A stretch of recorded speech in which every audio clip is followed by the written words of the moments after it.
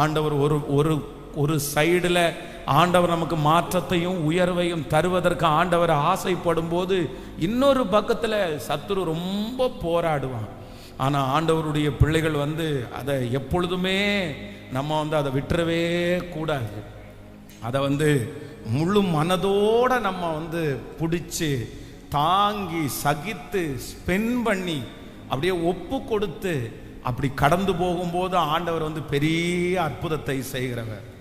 ஆண்டவருடைய பிள்ளைகளே, விலைக்கரையத்தில் தான் உயர்வு அடங்கி இருக்கிறது. சிலுவை தான் சிங்காசனத்திற்கு ஒரு மிகப்பெரிய படி. அப்போ ஆண்டவர் சொல்லுகிறார், அவரோடு கூட பாடுகளை சகிப்போமே ஆனால் அவரோடு கூட ஆளுகையும் செய்வோம். அப்படின்னா நம்முடைய கிறிஸ்தவ வாழ்க்கையிலே இந்த கமிட்மெண்ட் அப்படின்றது ரொம்ப இம்பார்ட்டன்ட், ரொம்ப அவசியமான ஒன்று. எந்த அளவிற்கு நம்மளை தாழ்த்தி ஒப்பு கொடுத்து நம்ம எவ்வளவு தூரம் நம்மளை கமிட் பண்ணுறோமோ, நமக்கு முன்னாடி தேவைகள் இருக்கலாம், நமக்கு முன்னாடி நிறைய பேரிடத்துல நேரத்தை செலவு பண்ணுறதுக்கு இருக்கலாம், சந்தோஷமாக இருக்கிறதுக்கு இருக்கலாம். ஆனால் இது எல்லாத்தையும் விட்டுட்டு கொஞ்சம் தியாகம் பண்ணி ஒப்பு கொடுத்து கர்த்தருடைய சமூகத்தில் நம்ம இருக்கிறத ஆண்டவர் ரொம்ப விரும்புகிறார். நான் நம்புகிறேன் இந்த 100 நாட்களும் அப்படியே ஆண்டவர் எல்லாத்தையும் ஒதுக்கி வச்சுட்டு அதிகமாய் ஆண்டவரோட நெருங்கக்கூடிய ஒரு பெரிய பாக்கியத்தை நாம் எல்லாருக்கும் ஆண்டவர் கிருபையாய் கட்டளை இடுவாராக. நான் உங்களுக்கு சொல்லி இருக்கிறேன், 2 பேர் ஒரு மிகப்பெரிய பிரயாணத்தை ஆரம்பிச்சாங்க. அவருடைய கண்களுக்கு முன்பாக ஒரு மிக முக்கியமான வீடு அவர்களுக்காக ரொம்ப அழகாக கட்டப்பட்டிருக்கிறது. அந்த வீட்டுக்கு நேராக 2 பேர் பிரயாணம் பண்ண ஆரம்பித்தாங்க. ஆனால் அவங்க 2 பேருக்குமே ஒரே ஒரு ரூல்ஸ் தான். என்ன அப்படின்னா, அவங்க போகும்போது சும்மா போகக்கூடாது. அவங்க போகும்போது 2 பேரும் 2 சிலுவையை தூக்கிட்டு அவங்க போகணும் அப்படின்ற கட்டளை. அப்போ 2 பேரும் சிலுவையை தூக்கிட்டு கொஞ்சம் தூரம் நடந்து வரும்போது 2 பேருக்குமே தோள்கள் வலிக்கிறதுனால 2 பேருமே ரெஸ்ட் எடுக்கும்போது ஒருத்தர் நினைச்சாராமா, சிலுவை அப்படின்றது கிராஸ், அது எவ்வளோ பெருசு அப்படின்றது, எவ்வளோ பெருசு வேணாலும் சிலுவை வைக்கலாம், அதே மாதிரி எவ்வளோ குட்டியாக வேணாலும் சிலுவை வைக்கலாம். அதனால வெயிட்டு ரொம்ப அதிகமாக இருக்கிறதுனால அந்த சிலுவையினுடைய அளவை குறைச்சி சின்ன சிலுவையா தோளில் தூக்கி அவர் சுமந்துட்டு போனாராம். ஆனால் இன்னொருத்தர் அந்த பாரமான அந்த சிலுவையை தூக்கிட்டே பின்னாடி போனாராம். அப்போ அந்த குறிப்பிட்ட இடம் வந்த உடனே அதற்கு முன்னாடி நிறைய இடங்களில் இவர் அவரை பார்த்து கிண்டல் பண்ணாராமா, என்ன இப்படி இப்போ சுமந்துட்டு வர்ற, என்ன மாதிரி ஞானமாக இருக்க தெரியாதா, இந்த வருஷத்தின்படி கொஞ்சம் கட் பண்ணியிருக்க வேண்டியதானே, இவ்வளோ பெரிய சிலுவையை தூக்கிட்டு வரணுமா, நான் சுமக்கிறதும் சிலுவை தான், நீ சுமக்கிறதும் சிலுவை தான், இப்படி நிறைய ஏளனங்கள் இருந்துச்சு. ஆனால் அவர் தூக்கிட்டு வந்தா அவங்க அடைய போகிற அந்த வீடு, அவங்க அடைய போகிற அந்த பொக்கிஷம் ஒரு நீர்வீழ்ச்சியை தாண்டி போக வேண்டிய ஒரு சூழ்நிலை. அப்போ அந்த நீர்வீழ்ச்சிக்கு பக்கத்தில் ஒரு போர்டு எழுதப்பட்டிருந்தது. அந்த போர்டில் என்ன எழுதி இருந்துச்சுன்னா, உங்களுக்கான வீடு ரெடி, உங்களுக்கு கொடுக்கப்படுக போகிற எல்லா பதார்த்தங்களும் எல்லாமே ரெடியாக இருக்குது. ஆனால் ஒன்றே ஒன்று, உங்கள் கையில் கொண்டு வந்திருக்கிற அந்த சிலுவையை இந்த நீர்வீழ்ச்சிக்கு மேலே அப்படியே போட்டு அதன் மேலே நடந்து நீங்கள் அக்கறை போய் அதை சுதந்திரிக்கலாம் அப்படின்னு அதில் எழுதி இருந்துச்சாமா. அப்போது ஒருத்தர் கொண்டு வந்த அந்த சிலுவையை போட்டால் அந்த சிலுவை அவ்வளோதான் அழகாக அந்த பெரிய சிலுவையை தூக்கிட்டு வந்தவருக்கு அந்த சிலுவை கரெக்டாக அந்த நீர்வீழ்ச்சியில் போய் நின்று அதை அழகாக அவர் கடந்து போனாராம்மா. ஆனால் வழியிலே ரொம்ப கனமாக இருக்குது அப்படின்னு சொல்கிறதுக்காக அந்த சிலுவையை குறைச்சவர் அந்த நீர்வீழ்ச்சிக்குள்ளே அந்த சிலுவையை போட்டோன்னா அதை அப்படியே தண்ணியிலே அடிச்சுட்டு போயிருச்சாங்க. ஏன்னா அது ரொம்ப குட்டியாக இருந்துச்சு. அதனால் சில நேரங்களெல்லாம் ஆண்டவருடைய பிள்ளைகளே, நம்ம ஆண்டவரை தேடணும், ஆண்டவருடைய ஆசீர்வாதத்தை பெற்றுக்கொள்ளணும்னா சும்மா மேலோட்டமாக எல்லாம் நம்ம பண்ணிட முடியாது. சிலர் மேலோட்டமாக ஏன் ஆண்டவர் கேட்க மாட்டாரா, ஆண்டவருக்கு தெரியாதா அப்படின்ற சில வார்த்தையோட சிலர் முடிச்சிருவாங்க. ஆண்டவர் கொடுக்க வேண்டியதானே, ஏன் இவ்வளோ தூரம் கத்த வைக்கிறாரு, ஏன் இவ்வளோ தூரம் ஜெபம் பண்ண வைக்கிறாரு அப்படின்னெல்லாம் நிறைய பேர் கேள்வி கேட்பாங்க. அதெல்லாம் நம்ம எதுவுமே கேட்க முடியாது. வேதம் சொல்லுது, ஒருவேளை நம்ம தவறு செய்திருப்போம், இல்லைன்னா நம்முடைய முன்னோர்கள் தவறு செய்திருப்பார்கள். நம்முடைய வாழ்க்கையில் இருக்கிற நிறைய ஆசீர்வாதங்களுக்கு குறைவு யாருன்னா, ஒன்று நம்மளா இருப்போம், இல்லைன்னா நம்முடைய முன்னோர்களா இருப்பார்கள். எப்பவுமே பரிசுத்தவான்கள் ஜெபம் பண்ணும் போது முன்னோர்களோட சேர்த்து ஜெபம் பண்றது வழக்கமா இருக்கும். நீங்க நெகேமியா ஜெபம் பண்ணும்போது பாருங்க, தானியேல் ஜெபம் பண்ணும்போது பாருங்க, நானும் என் தகப்பன் வீட்டாரும் பாவம் செய்தோம், எங்களுடைய முன்னோர்கள் பாவம் செய்தார்கள், எங்கள் தகப்பன்மார்கள் பாவம் செய்தார்கள், அவர்களுக்கும் சேர்ந்து பாவ மன்னிப்பை இவங்க கேட்டாங்க. அது எதுக்கு அப்படி கேட்கணும் அப்படின்னெல்லாம் கேள்வி கேட்டுற முடியாது. அதனால ஆண்டவருடைய பிள்ளைகள் இந்த 100 நாட்களும் நீ சில நேரத்தில் அப்படிதான் உங்களுக்கு கடினமாக இருக்கும், ஒன்றும் நடக்காதது போல கூட இருக்கும். ஆனால் நான் நம்புறேன், எப்படி நாகமான் அந்த ஆற்றுல இறங்கி 7வது டைம் முங்கி எந்திரிக்கும் போது அற்புதத்தை பெற்றுக்கொண்டானோ, அதே போல இந்த 100 நாட்கள் ஜெபம் முடியும் போது அவனுடைய சரீரம் பச்சை குழந்தையினுடைய சரீரம் போல் மாற்றப்பட்டது போல அற்புதம் நடக்கும். அந்த காரியத்திலிருந்து ஒரு விடுதலை நடக்கும். கைகளை மேல தட்டி, இதை என் தேவனாகிய கர்த்தர் கேட்கிறார், என் ஆண்டவர் கேட்கிறார், அவர் நிச்சயமாய் இரக்கம் செய்வார். ஹல்லேலூயா. அப்போ ஒரு நல்ல கமிட்மெண்டோட ஒரு வாஞ்சையோடு கூட சிலதை நம்ம சாக்ரிஃபைஸ் பண்ணி சிலதை நம்ம ஒப்பு கொடுத்து அப்படி நம்ம தேடும் போது ஆண்டவர் நம்மிலே பிரியப்பட்ட அற்புதம் செய்கிறதற்கு அவர் நல்லவராய் இருக்கிறார். ஆமேன். வேதத்தில் இந்த ஆசீர்வாதங்கள் அப்படின்னு சொல்லும்போது ஒன்று எல்லாருக்கும் காமனா எல்லாருக்கும் கொடுக்கிற ஆசீர்வாதத்தை ஆண்டவர் ஒரு ஆசீர்வாதத்தை வச்சிருக்கிறார்.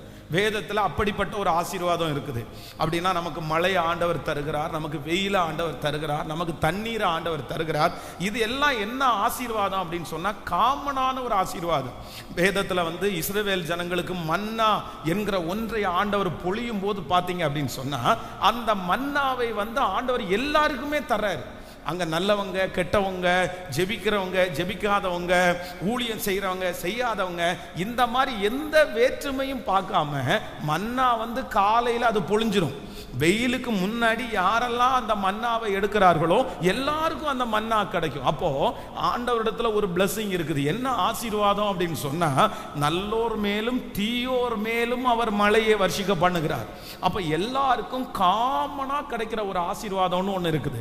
நம்பர் 2, இரண்டாவதாக ஒரு ஆசீர்வாதம் இருக்குது. என்ன ஆசீர்வாதம்னா, தம்முடைய பிள்ளைகளுக்காக ஆண்டவர் ஆயத்தம் பண்ணி இருக்கிற ஒரு ஆசீர்வாதம் இருக்குது.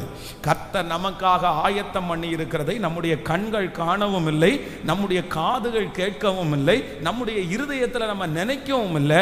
ஆனா தேவன் நமக்காக ஆயத்தம் பண்ணி இருக்கிறதை ஏற்ற காலத்தில் ஆண்டவர் நமக்கு தருவதற்கு வல்லவராக இருக்கிறார். அப்போ ஆண்டவர் நமக்காக ஆயத்தம் பண்ணி இருக்கிற ஒரு ஆசீர்வாதம் இருக்குது. அந்த ஆசீர்வாதத்தை நம்முடைய கண்கள் கண்டு அதை பெற்றுக்கொள்ளணும். மூன்றாவது ஒரு ஆசீர்வாதம் இருக்குது. இது என்ன ஆசீர்வாதம்னா, ஆண்டவருக்கு நம்ம நன்றி சொல்லுவதனால உண்டாகிற ஆசீர்வாதம். கர்த்தரை முழு இருதயத்தோட நன்றி உள்ள உணர்வோட ஆராதிக்கிறவங்களுக்குன்னு ஒரு பிளஸிங்க ஆண்டவர் வச்சிருக்கிறாரு.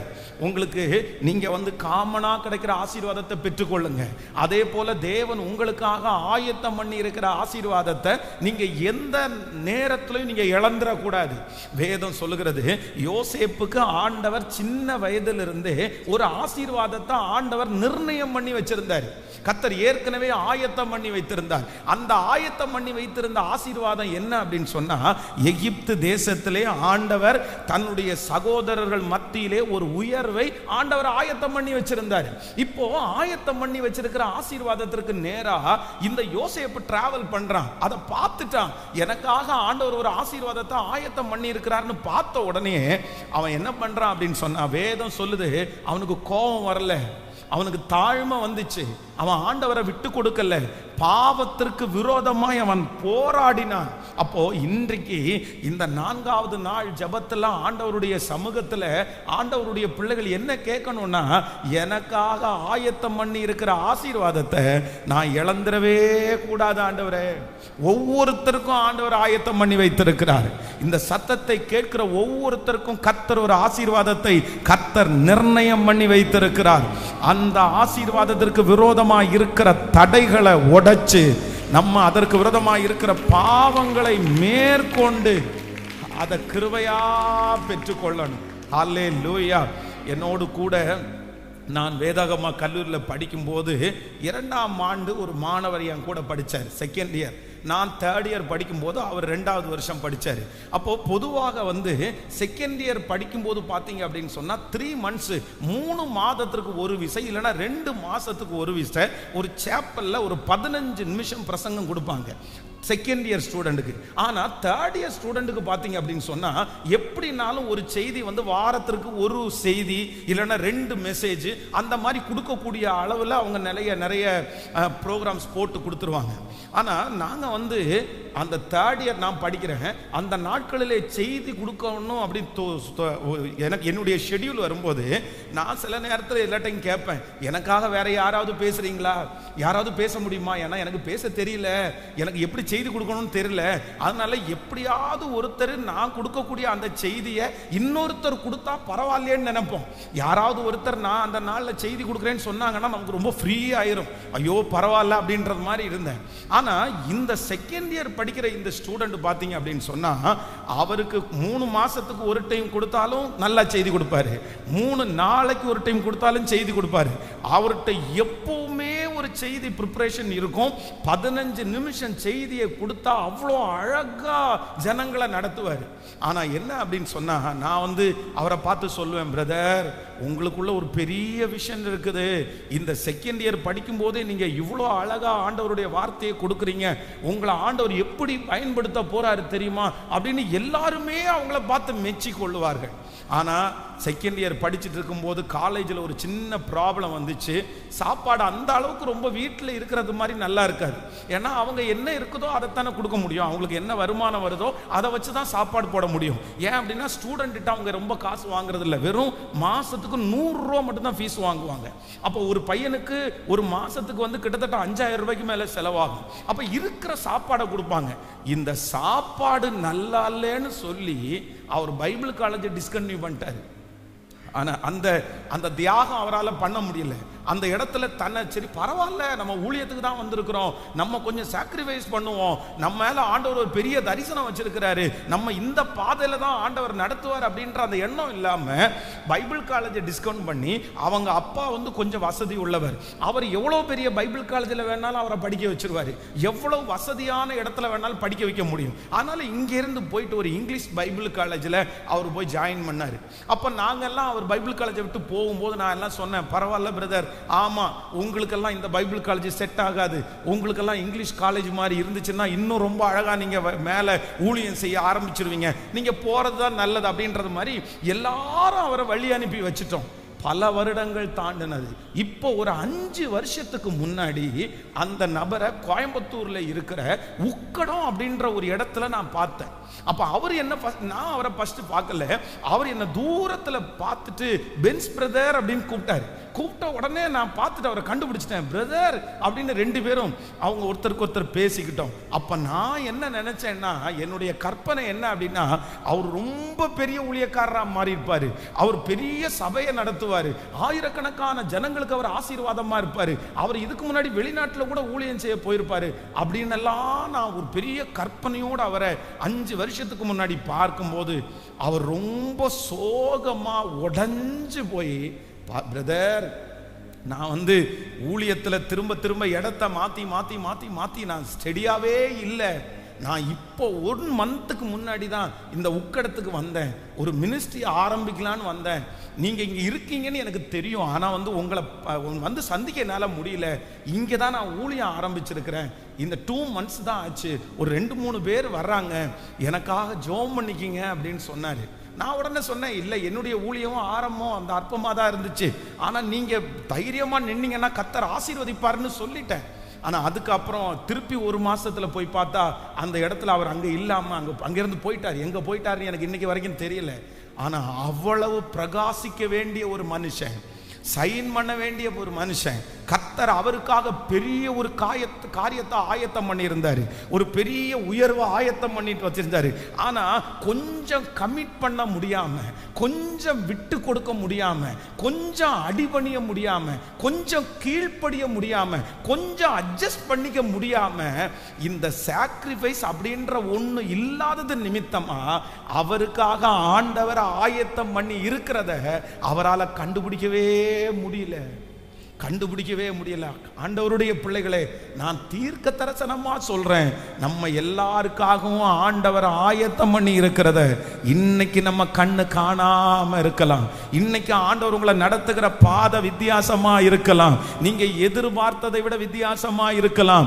ஆனா நான் நம்புறேன், ஆண்டவர் உங்களுக்காய் ஒரு பெரிய மேடையை கர்த்தர் ஆயத்தப்படுத்தி இருக்கிறார். ஒரு பெரிய இடத்தை ஆண்டவர் ஆயத்தப்படுத்தி இருக்கிறார். பெரிய வெற்றியை ஆயத்தப்படுத்தி இருக்கிறார். கர்த்தர் சொல்லுகிறார், அந்த இடத்திற்கு போகிறதற்கு முன்பாக இந்த இடத்துல நீ பரிசுத்தமா வாழணும், இந்த இடத்துல நீ சாட்சியா வாழணும், இந்த இடத்துல நீ அடிபணியணும், இந்த இடத்துல நீ சகித்துக்கொள், இந்த இடத்துல நீ பொறுமையாயிரு. இக்காலத்து பாடுகள் இனி நமக்கு வெளிப்பட போகும் மகிமைக்கு ஒப்பிடத்தக்கது அல்ல. நம்புறவங்க கரங்களை மேல தட்டி, இக்காலத்து பாடுகள் இனி நமக்கு வெளிப்பட போகும் மகிமைக்கு ஒப்பிடத்தக்கது அல்ல. ஹல்லேலூயா. இத மூன்றையும் ஜெப குறிப்பாக நீங்க வச்சுக்கோங்க. ஃபர்ஸ்ட், தேவன் எல்லாருக்கும் காமனா கொடுக்கிற ஆசீர்வாதத்தை நாம் பெற்றுக்கொள்ளக்கூடிய கிருபையை கர்த்தர் எனக்கு தருகிறவர்.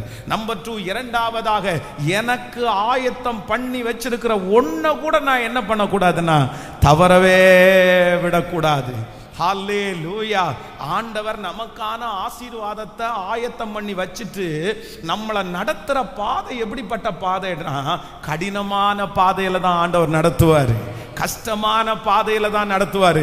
ஆனா அந்த பாதையில எந்த ஆண்டவருடைய பிள்ளை சாட்சியாய் நிற்கிறார்களோ, தங்களை ஒப்பு கொடுக்கிறார்களோ, அவர்கள் அந்த பாதையின் வழியாய் கடந்து போய் தேவன் ஆயத்தம். நான் நம்புறேன், நீங்க கைகளை தட்டி கொண்டு இருக்கும் போதே, கரங்களை தட்டி கொண்டு இருக்கும் போதே, ஆமென், ஆண்டவர் உங்களுக்கு ஆயத்தம் பண்ணி இருக்கிறத, உங்களுக்கு முன்குறிச்சத இந்த 100 நாள் ஜெபம் முடியும் போது நீங்க பாப்பீங்க.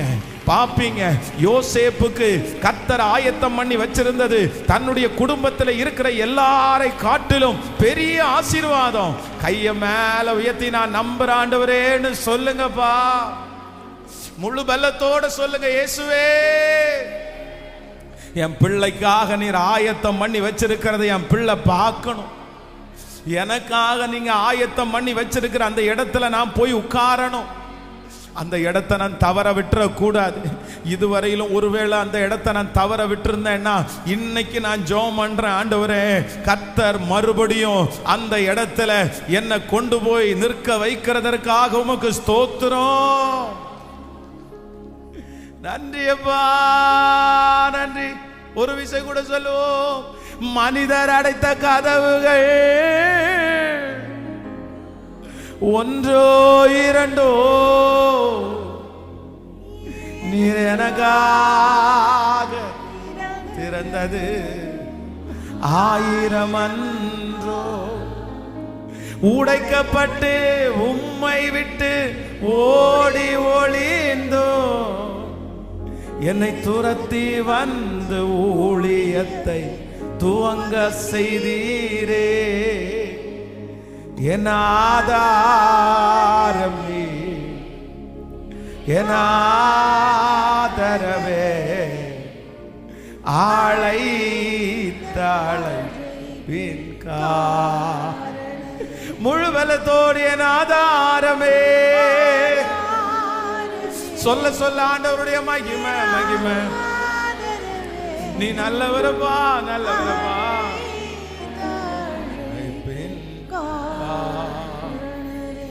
ஹல்லேலூயா, ஹல்லேலூயா. நம்பர் 1, ஆண்டவர் காமனா எல்லாருக்கும் வச்சிருக்கிற ஆசீர்வாதம்.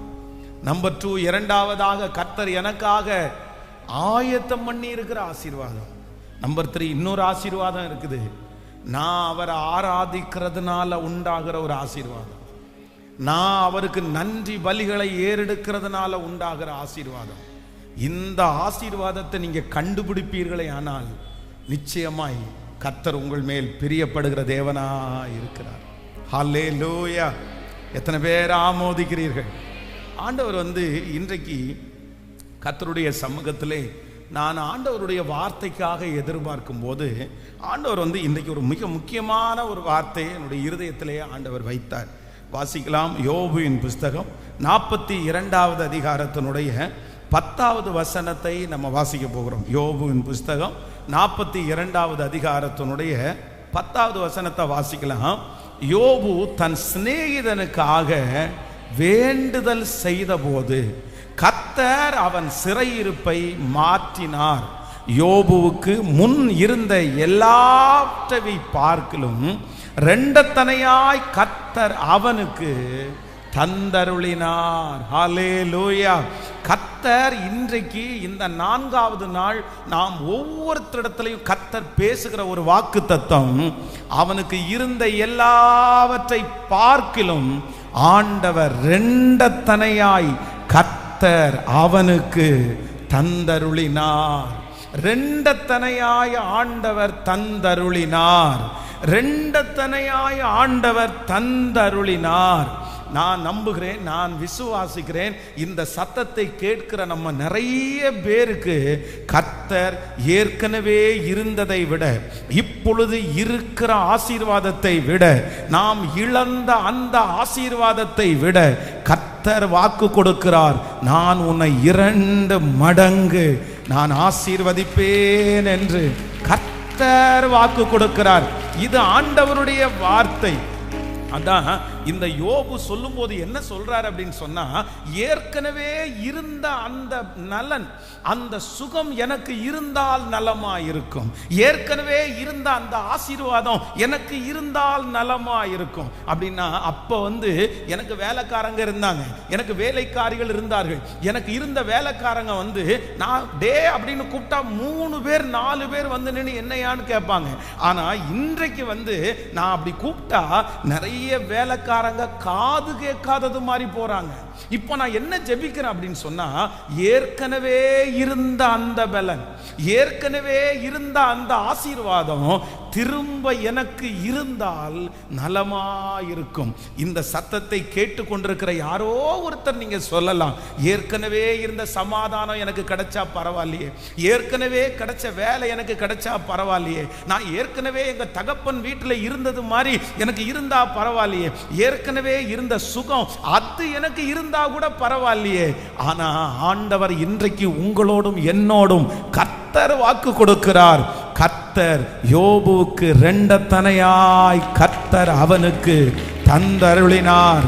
ஏற்கனவே நீங்கள் இருந்து உங்களை விட்டு போன அந்த சந்தோஷம் இந்த ஜெபம் முடிகிறதுக்குள்ள 2 மடங்கு கடந்து வரும் என்று கர்த்தர் வாக்கு கொடுக்கிறார். அந்த கனம் உங்களுக்கு 2 மடங்கு வரும். நீங்கள் எந்த இடத்திலிருந்து எடுக்கப்பட்டீர்களோ, துரத்தப்பட்டீர்களோ, அதற்கு மேலாக கர்த்தர் 2 மடங்கு அந்த ஆசீர்வாதத்தை நமக்கு தருவேன். நம்புறவங்க கைகளை மேல உயர்த்தி, இயேசுவே நான் நம்புறேன். எஸ், நீங்கள் யாருக்காக ஜெபிக்கிறீர்களோ, யாருக்காக ஜெபிக்கிறீர்களோ, என் கணவனாருக்கு முன்னாடி இருந்த அந்த பலன் இருந்தா போதும் பாஸ்டர், என் பிள்ளைகளுக்கு முன்னாடி இருந்த அந்த வாழ்க்கை கிடைச்சாலே எனக்கு போதும் பாஸ்டர். ஆனா ஆண்டவர் இன்றைக்கு தெளிவா வாக்கு கொடுக்கிறார். அவன் யோபுவுக்கு முன் இருந்த எல்லாவற்றை பார்க்கிலும் கர்த்தர் அவனுக்கு 2 தனையாய் அவனுக்கு கர்த்தர் தந்தருளினார். ஹல்லேலூயா. அப்போ ஆண்டவர் இன்றைக்கு வாக்கு கொடுக்கிறாரு, நம்மை அலங்கரிக்கிறதற்கு என்று ஆண்டவர் ஒரு நாட்களை ஆண்டவர் வச்சிருக்கிறார், ஒரு காலத்தையே ஆண்டவர் வச்சிருக்கிறார். கர்த்தர் இன்னைக்கு ப்ராமிஸ் பண்றாரு, நான் உன்னை என்ன பண்ணுவேன் அப்படின்னு சொன்னா அலங்கரிப்பேன். இதை ஒருவேளை உங்களால ஏற்றுக்கொள்ள முடியாம இருக்கலாம். இன்னைக்கு நீங்க கடந்து போகிற சூழ்நிலை ஒருவேளை விசுவாசிக்கவே முடியாம இருக்கலாம். ஆனா நான் நம்புறேன், ஆண்டவர் சொன்ன வார்த்தை மாறவே மாறாது. நான் நம்புறேன், நீங்க சாட்சி சொல்லுவீங்க, கண்டிப்பா சாட்சி சொல்லுவீங்க. நீங்க யாரோ ஒருத்தர் ஏற்கனவே நான் கொஞ்சம் ரெஸ்ட் எடுத்தேனே, அது மாதிரி இருந்தா கூட போதும் பாஸ்டர், கொஞ்சம் சிரிச்சிட்டு இருந்தேன்ல அந்த மாதிரி இருந்தா கூட போதும் பாஸ்டர். யோபு போல நீங்க ஜெபம் பண்ணலாம், ஏற்கனவே இருந்த நலன் எனக்கு இருந்தால் நலமாயிருக்கும், அந்த மாதிரி ஒரு வேலை கிடைச்சா நல்லா இருக்கும். ஆனா ஆண்டவர் யோபுவை கர்த்தர் அலங்கரித்தார். நான் இந்த பலிபீடத்திலிருந்து தீர்க்க தரிசனமா சொல்றேன், உங்களுக்கு ஒரு காலமே வரும், உங்களுக்கு ஒரு காலமே வரும். அந்த காலம் என்னன்னா கர்த்தர் அலங்கரிக்கிற காலம். யோபுவுக்கு பிள்ளைகளை கொடுத்து கர்த்தர் அங்கீகரித்தார். அவன் இழந்த வைசூரியத்தை கொடுத்து கர்த்தர் அங்கீகரித்தார். உடலிலே ஆரோக்கியத்தை கொடுத்து ஆண்டவரை அலங்கரித்தார். ஊழியத்தை கொடுத்து ஆண்டவரை அலங்கரித்தார். நான் விசுவாசிக்கிறேன், நீங்கள் கரங்களை தட்டி கொண்டு இருக்கும் போதே கர்த்தர் உங்களை அலங்கரிக்க ஆரம்பிக்கிறார். இந்த 100 நாட்கள் எதற்காக என்றால் தேவன் உங்களை அலங்கரிக்க போகிறார். எஸ்தர் குப்பையிலே வாழ்ந்த அந்த மகளை கொண்டு வந்து ராஜ சமூகத்திலே அலங்கரிக்கப்பட்டது போல கர்த்தர் சிலரை தெரிந்தெடுக்கிறார். சிலரை கர்த்தர் தெரிந்தெடுக்கிறார். கர்த்தர் வாக்கு கொடுக்கிறார், உன் மூலமாய் கிருபைகள் செயல்படும், உன் மூலமாய் வரங்கள் செயல்படும், உன்னை கொண்டு அற்புதத்தை நான் செய்வேன், உன் விரல்களிலே அற்புதம் நடக்கும், நான் உன்னை அலங்கரிப்பேன். ஹalleluya, ஹalleluya. என்னை அலங்கரிக்கிற கர்த்தர், என்னை அலங்கரிக்கிற கர்த்தர். கையை உயர்த்தி சொல்லுமா அப்பாவை பார்த்து, எஸ் ஹalleluya. வாலிப தம்பி, உங்களுக்கு ஒரு அலங்காரம் வரும். வாலிப தங்கச்சி, உங்களுக்கு ஒரு அலங்காரம் வரும். எங்க அப்பாவால உங்களை அலங்கரிக்க முடியாது. உங்க அப்பா உங்களை வச்சு எந்த அழகும் பார்க்க முடியாது. யோசேப்புக்கு பல வர்ண அங்கி அவங்க அப்பா வாங்கி கொடுத்தாரு. ஆனா உங்களுக்கு அப்படிப்பட்ட அப்பா இல்லை. ஆனா பரலோக தகப்பனார் இளைய குமாரனுக்கு அலங்கரிச்சது போல உங்களை கர்த்தர் அலங்கரிச்சு அழகு பார்ப்பார். ஞானம் என்கிற அலங்காரத்தை கொடுத்து கர்த்தர் உங்களை அலங்கரிப்பார். வேலை என்கிற அலங்காரத்தை கொடுத்து கர்த்தர் உங்களை அலங்கரிப்பார். ஆமென். ஊழியம் என்கிற அந்த அலங்காரம் நிறைய பேருக்குள்ளே வருகிறது. பேச்சு ஆற்றல் என்கிற அந்த அலங்காரம் அநேகம் பேருக்குள்ளே வருகிறது. ஹalleluya. கலங்காதே, உன்னை அலங்கரிப்பேன். கலங்காதே, உன்னை அலங்கரிப்பே. நோக்காதே, நீ நோக்காதே, உந்தன் பாரம் அதிகமாகுமே. நோக்காதே, நீ நோக்காதே, உன்னை பலவீன பாடுத்துமையா. சோகமான நினைவுகள், பிறர் செய்த தீமைகள் திரும்பி பார்க்காதே. சோகமான நினைவுகள், பிறர் செய்த தீமைகள் திரும்பி பார்க்காதே. கலங்காதே, கலங்காதே, உன்னை அலங்கரிப்பே. கலங்காதே, உன்னை அலங்கரிப்பே. நோக்காதே, நீ நோக்காதே, உந்தன் பாரம் அதிகமாகுமே. நோக்காதே, நீ நோக்காதே, உன்னை பலவீனப்படுத்துமே. ஹalleluya. அசுத்தத்தில் கடந்த, அலங்கோலமாய் கடந்த நிறைய தேவனுடைய பிள்ளைகளை ஆண்டவர் எடுத்து என்ன பண்ணியிருக்கிறார் அப்படின்னா, கர்த்தர் அலங்கரிச்சிருக்கிறார். ஆண்டவருடைய கர்த்தர் உங்களுக்குள்ள வருகிறதனுடைய அடையாளம் என்ன தெரியுமா? ஆண்டவர் உங்களை நினைச்சிருக்கிறார்ன்றதுக்கு அடையாளம் என்ன தெரியுமா? ஃபர்ஸ்ட் ஆண்டவர் என்ன பண்ணுவாருன்னா, நம்மை ஆண்டவரை போல நம்ம அழகுபடுத்தி நம்மளை பார்க்கறதுக்கு வேற யாருமே இருக்க மாட்டாங்க. ஆமென். வேதம் சொல்லுது, தாவீது ஆடுகளுக்கு பின்பாக போய் கொண்டிருந்தான். அலங்கோலமான ஒரு வாழ்க்கை. மோசையை குறித்து வேதம் சொல்லுது, தாடியெல்லாம் வளர்ந்து அவனுடைய வேலையை பார்த்தீங்க அப்படின்னு சொன்னா, ராஜாவுடைய சமூகத்திலே பார்வோனுடைய குமாரத்தியின் மகனாய் வாழ்ந்த ஒரு மனுஷன் அந்த ஆடு மேய்க்கிற வேலை ஒரு பக்கத்துல ஆடுகளை காப்பாத்துறதுக்கு ஒருவேளை ரொம்ப கடினமா இருந்தாலும் ரொம்ப அப்படின்னா போர் அடிக்கிற ஒரு வேலை தான் ஆடு மேய்க்கிற வேலை. நல்ல புல்லுள்ள இடத்த கண்டுபிடிச்சு அந்த இடத்துல ஆடுகளை நம்ம விட்டுட்டோம்னா அந்த ஆடுகள் பாட்டுக்கு மேய்ஞ்சிட்டு இருக்கும். அந்த ஆடுகளை பார்த்துட்டு சும்மா ஒரு இடத்துல வேடிக்கை பார்த்துட்டு இருக்கணும். பாருங்க, ஜனக்கூட்டத்தின் மத்தியிலே இருந்து எல்லாரையும் பார்த்து இவன் போகும்போதெல்லாம் கை தூக்கி வணக்கம் சொன்ன இந்த மனுஷன் இப்ப அலங்கோலமாய் மாற்றப்பட்டான். எகிப்திலிருந்து கிளம்பி அந்த மாமனாருடைய வீட்டுக்கு எத்ரோவனுடைய வீட்டுக்குள்ள நுழையும் போது எப்படி இருந்தான் தெரியுமா? அவனுக்கு கடைசியா இருந்த ஒரு ட்ரெஸ் பார்வோனுடைய ட்ரெஸ். அவன் காமிக்க விரும்பினது கூட எப்படி காமிக்க விரும்பினான்னா தான் வந்து எகிப்திலிருந்து வந்தவன் அப்படின்றதான் அவன் காமிச்சான். அதான் அந்த பிள்ளைங்க போய் மாமனாட்ட சொல்றாங்க, எகிப்தியராகிய ஒரு மனுஷனை நாங்க பார்த்தோம் அப்படின்னு சொல்லி. ஆனா அந்த ஒரு ட்ரெஸ்ஸை எத்தனை நாள் போட முடியும்? அந்த ஒரு ட்ரெஸ்ஸை எத்தனை நாள் வச்சிருக்க முடியும்? அவ்வளவுதான். அந்த ட்ரெஸ் தேஞ்சு போனதுக்கு அப்புறம், அந்த ட்ரெஸ் அழுக்கானதுக்கு அப்புறம் திரும்ப என்ன ட்ரெஸ் அப்படின்னு சொன்னா ஆடு மேய்ப்பனுக்குரிய சாதாரணமான அலங்கோலமான ட்ரெஸ்ஸை போடக்கூடிய ஒரு சூழ்நிலை வந்துச்சு. ஆனா வேதம் சொல்லுகிறது, ஆண்டவர் ஒரு நாள் தாவீதை ராஜாவாக்கின கர்த்தர், இந்த மோசேயை தலைவனாய் மாற்றின கர்த்தர், அவங்க அலங்கோலமான அந்த வாழ்க்கை முழுவதுமாய் கர்த்தர் எடுத்து போட்டு கர்த்தர் அவங்களை என்ன பண்ணினார்னா கர்த்தர் அலங்கரிச்சார்.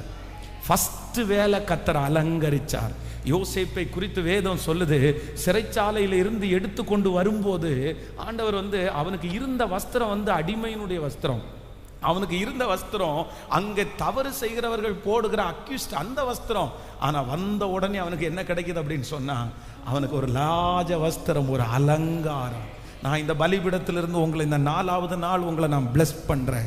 உங்க பிள்ளைகள் ஒவ்வொருவரையும் நான் பிளஸ் பண்றேன். ஆண்டவர் உங்களை என்ன பண்ண போறாருன்னா கர்த்தர் உங்களை அலங்கரிக்க போறாரு. கர்த்தர் உங்களுக்கு அழகை கொடுத்து கர்த்தரை அலங்கரிக்க போறாரு. கர்த்தர் உங்களுக்கு அந்தஸ்தை கொடுத்து கர்த்தரை அலங்கரிக்க போறாரு. கர்த்தர் உங்களுக்கு பிள்ளைகளை கொடுத்து கர்த்தர் உங்களை அலங்கரிக்க போறாரு. கர்த்தர் உங்களை சுற்றி இருக்கிற சூழ்நிலைகளை மாற்றி கர்த்தரை அலங்கரிக்க போறாரு. கர்த்தரை அலங்கரிக்கிற காலம் வந்துருச்சு. கர்த்தரை அலங்கரிக்கிற காலம் வந்துருச்சு. சகல விதத்திலையும் தேவன் என்னை அலங்கரிக்கிறவர். அப்போ இன்னைக்கு எந்த ஜபத்தோட இருக்கணும் அப்படின்னு சொன்னா, நான் எந்த நிலைமையில இருந்தாலும் என்னை அலங்கரிக்கிறதற்கு என் தேவனால் முடியும். ஹல்லேலூயா. யோசேப்பை குறித்து வேதம் சொல்லுது, அவனுடைய சகோதரர்களெல்லாம் அவனை பார்க்கும்போது பஞ்சத்தில் அடிபட்டவன மாதிரி தான் பார்த்தாங்க. ஏன்னா யாக்கோபு வந்து ஒரு நாடோடி இல்லை. யாக்கோபுக்கு பிள்ளைகள் எல்லாம் ஒரு நாடோடி மாதிரி. அப்படின்னா இவங்க ஒரு ஊர்ல இருந்து ஒவ்வொரு ஊர்லையா, இவங்க வந்து எந்த ஊருமே இவங்களுக்கு சொந்தமான ஊர் இல்லை. அதனால இவங்களுடைய ட்ரெஸ்ஸு, இவங்களுடைய சரீர தோற்றம் எல்லாம் பார்த்தீங்கன்னா நம்ம பார்க்குற அளவுக்கு இருக்காது. பொதுவாகவே பாருங்களேன், ஏசி ரூம்ல இருக்கிறவங்களுக்கும் வெயில்ல வந்து அலைகிறவங்களுக்கும் வித்தியாசம் இருக்குல்ல. ஏசி ரூம்ல இருக்கிறவங்களுக்கு பார்த்தீங்கன்னா அவங்கள அறியாமலே அவங்க கலர் ஆயிடுவாங்க. ஆனா உச்சி வெயில்ல வேலை செய்யறவங்க எப்படி இருப்பாங்கன்னா கருத்து போய் உடம்பெல்லாம் அப்படியே சுருங்கி போய் ரொம்ப ஃப்ரெஷ்னஸ் இல்லாமலே இருப்பாங்க. அப்போ இந்த யோசேப்பு வந்து அவனுடைய சகோதரர்களோடு இருக்கும்போது எப்படிதான் இருந்தான் அப்படின்னு சொன்னா அலங்கோலமா தான் இருந்தான். அப்படின்னா பார்க்கக்கூடிய தோற்றம் இல்லை. வெயில்ல கிட்டத்தட்ட 30-40 கிலோமீட்டர் நடந்து போய் அதை கொடுத்து இதை கொடுத்து அப்படிதான் இருந்தான். ஆனா வேதம் சொல்லுது, இப்பொழுது ஆண்டவர் அவனை என்ன பண்ணார்னா பார்வோனுக்கு அதிகாரியாய் கர்த்தர் அவனை அலங்கரிச்சார். இப்ப அவனுடைய சொந்த சகோதரர்களெல்லாம் வந்து அவனை ஃபர்ஸ்ட் முறை பார்க்கும்போது அவனை கண்டுபிடிக்க முடியல, அவனை அடையாளம் கண்டுபிடிக்க முடியல. காரணம் என்ன அப்படின்னு சொன்னா, கர்த்தர் யோசேப்பை எப்படி வச்சிருந்தாருன்னா கர்த்தர் அலங்கரித்தார். அவனுடைய ஸ்டைல் மாறிடுச்சு, அவனுடைய தோற்றம் மாறிடுச்சு, அவனுடைய சூழ்நிலை எல்லாம் மாறிடுச்சு, அவனுடைய ட்ரெஸ் மாறிடுச்சு, அவன் இருந்த இடம் மாறிடுச்சு, அவனை சுற்றி ஒரு பெரிய அலங்காரம். நான் விசுவாசிக்கிறேன், இன்னைக்கு 4th டே கர்த்தர் வாக்கு கொடுக்கிறார். உங்க பிள்ளைகள் யாராவது ஒருத்தர் அலங்கோலமான வாழ்க்கை வாழலாம். குப்பையில கிடக்கலாம், தூசியில கிடக்கலாம், கீழே கிடக்கலாம். அவனுடைய அலங்காரம் எல்லாம் எடுக்கப்பட்டுச்சு பாஸ்டர். அவன் எவ்வளோ அழகா இருப்பான் தெரியுமா? சின்ன வயசுல என் பிள்ளை எவ்வளோ அழகா இருப்பா தெரியுமா பாஸ்டர்? ஆனா என்னமோ தெரியல, இப்போ எல்லாமே அவளை விட்டு போயிருச்சு. நம்ம அழகா ட்ரெஸ் பண்ணுவோம், ஆனா அப்படி இப்போ இல்லை. இப்போ எல்லாமே என்னை விட்டு போயிடுச்சு பாஸ்டர். நான் ஃப்ரெஷ்னஸா இல்லை. நான் ஒரு பலசாலியா இல்லை, எனக்கு ஒரு அலங்காரம் இல்லை, எல்லா இடத்துலையும் எனக்கு வெறுமையா இருக்குது, எல்லாமே எனக்கு மறந்து போயிருச்சு, எல்லாம் என்னை விட்டு போயிருச்சு, என்னமோ எதுவுமே எனக்கு இல்லாத மாதிரி நான் ஃபீல் பண்றேன். ஆனா ஆண்டவர் மட்டும் உங்க பக்கத்துல வந்து கரத்தை பிடிச்சு வாக்கு கொடுக்கிறார், உன்னை அலங்கரிக்கிறதற்கு, நன்மையினால் அலங்கரிக்கிறது. யோசேப்பை அலங்கரிக்கிறதற்கு அவர் உண்மை உள்ளவராய் இருந்தால் உங்களை தேடி பதவி வரும், உங்களை தேடி ராஜ வஸ்திரம் தேடி வரும், உங்களை தேடி அழகு வரும், உங்களை தேடி நாற்காலி வரும். அல்லேலூயா.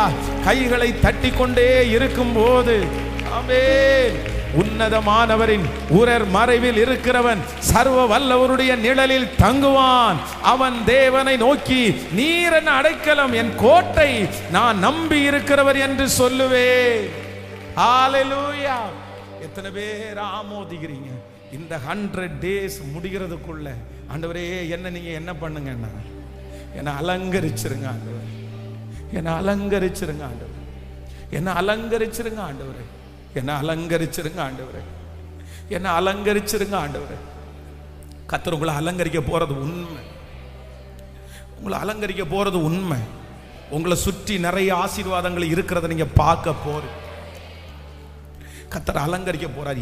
எது உங்களுக்கு அலங்காரமா கிடைக்கணும்னு நினைக்கிறீங்களோ அந்த அலங்காரத்தை ஆண்டவர் உங்களுக்கு தருவேன் என்று கர்த்தர் வாக்கு கொடுக்கிறார்.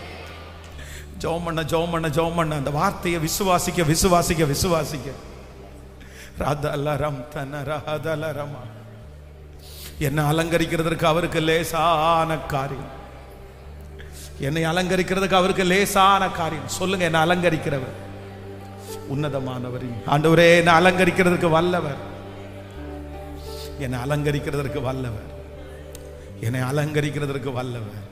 ஹல்லேலூயா, ஹல்லேலூயா. கைகளை அசைத்து ஒரு ஹல்லேலூயா. ஆமென். எத்தனை பேர் விசுவாசிக்கிறீங்க?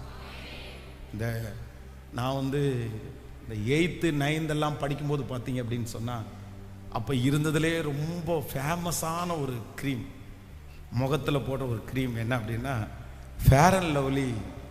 ஸோ இன்னைக்கு வரைக்கும் அந்த ஃபேர் அண்ட் லவ்லி இருக்குது, ரொம்ப வருஷமாக. அப்போ இந்த 10th 9th படிக்கும்போது பார்த்தீங்கன்னா பயங்கரமான ஃபேமஸ் அது. எல்லாரும் பார்த்தீங்க அப்படின்னு சொன்னால் கிராமமாக இருந்தால் கூட கொஞ்சம் வசதி உள்ளவங்க, கொஞ்சம் பணக்காரங்க அந்த அந்த ஃபேர் அண்ட் லவ்லி க்ரீம் வாங்கி வச்சுருவாங்க. ரொம்பலாம் அப்படியே அழுத்தி பிதிக்கெல்லாம் எடுத்துட மாட்டாங்க, கொஞ்சம் லைட்டாக ஒரு சின்ன ஒரு நூல் மாதிரி எடுத்து அப்படியே பொட்டு பொட்டு பொட்டாக வச்சு, என்னமோ தெரில, அந்த ஃபேர் அண்ட் லவ்லி போட்ட உடனே அவங்க கலர் ஆகிற மாதிரி அவங்களுக்கு ஒரு ஃபீல், அவங்களுக்கு ஒரு நல்லா இருக்கிறது மாதிரி ஒரு ஃபீல் வரும். அப்போ நான் அப்படி யோசிக்கிறேன், ஒரு ஒரு பணக்கார வீடு, ஒரு கோடீஸ்வரரான வீடு. ஸோ அந்த வீட்டில் ஒரு நாள் அந்த வீட்டினுடைய கிளீனிங்காக அவங்களுடைய அந்த பழைய பொருட்களை எல்லாம் அவங்க எடுத்து போட்டு அந்த வீடை பெயிண்ட் பண்ணி சுத்தம் பண்ணுறாங்க. அப்போ இந்த பழைய பொருட்களை எல்லாம் அவங்க வெளியே தூக்கி போட்டு அதை யாராவது வேணால் எடுத்துகிட்டு போகலாம். அப்போ நான் ரொம்ப வறுமை, அப்போ ரொம்ப வறுமையில் இருக்கிறேன். அப்போ ஒரு சாக்கு பை போட்டுட்டு ஒவ்வொரு வீட்டுக்கு பின்னாடி போய் இந்த பழைய பிளாஸ்டிக் பொருட்களை பொறுக்கிறது வழக்கம்.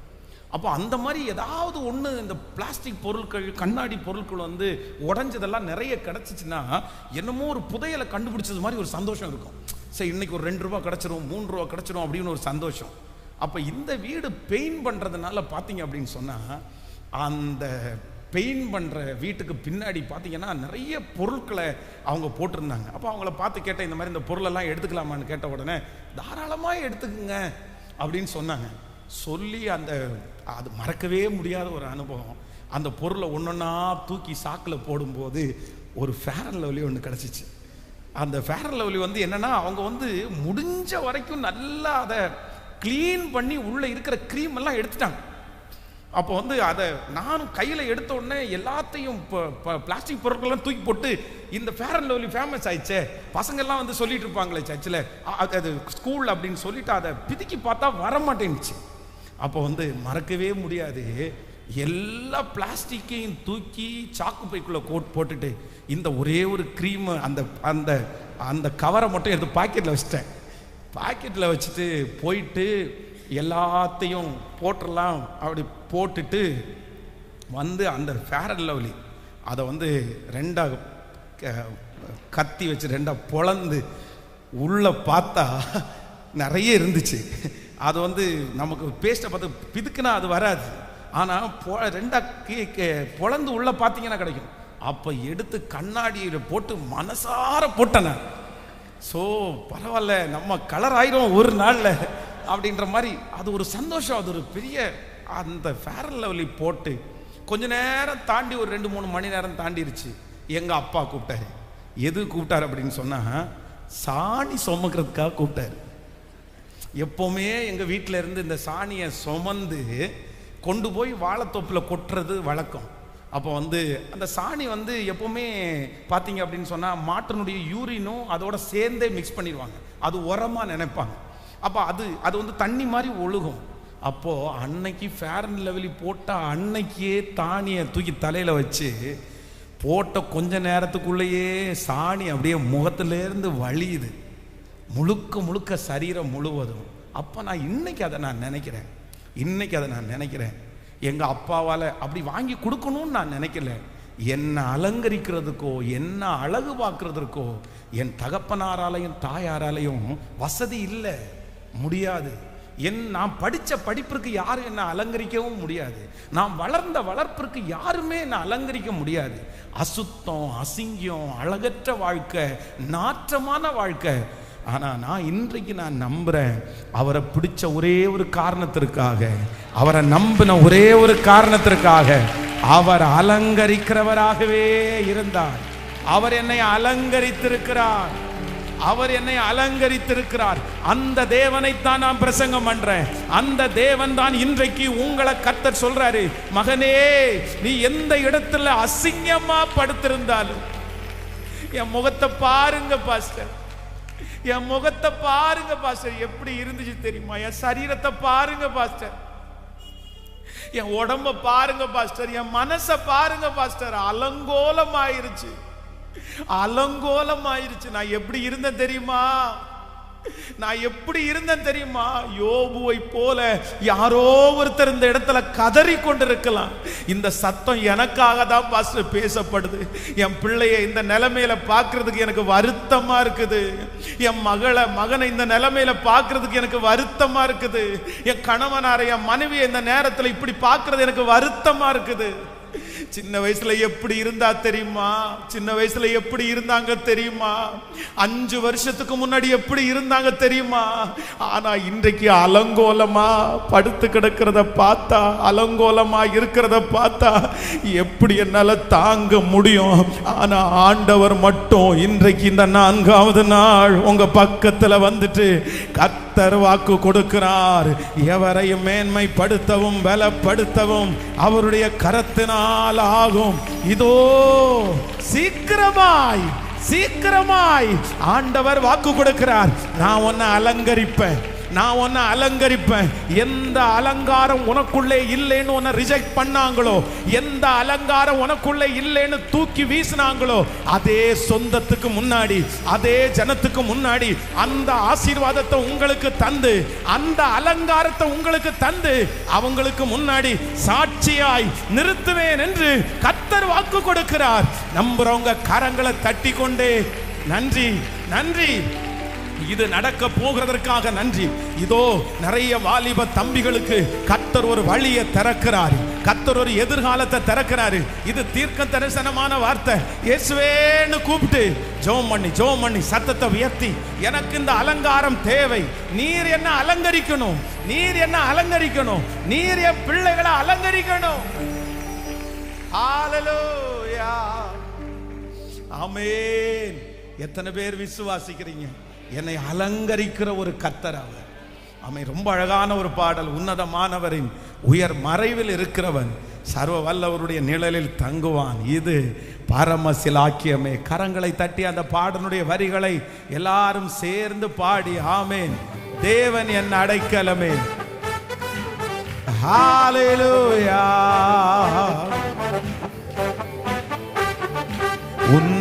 உன்னதமானவரின் உயர் மறைவில் இருக்கிறவன் சர்வ வல்லவரின் நிழலில் தங்குவான்.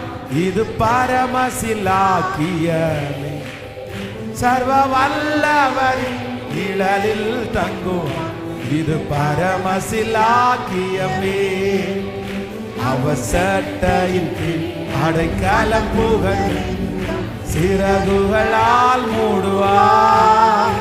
அவர் சட்டையின் கீழ் அடைக்கலம் புகழ் சிறகுகளால் மூடுவார். சொல்லு, அவர் சட்டையின் கீழ் சிறகுகளால் மூடுவார்.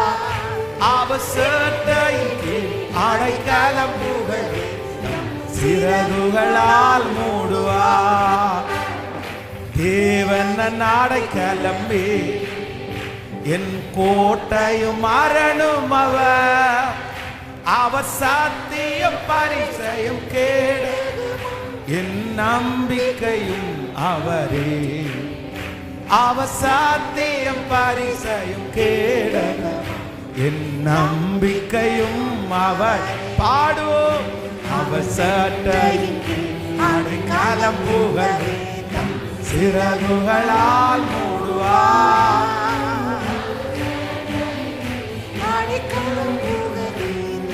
சிறகுகளால்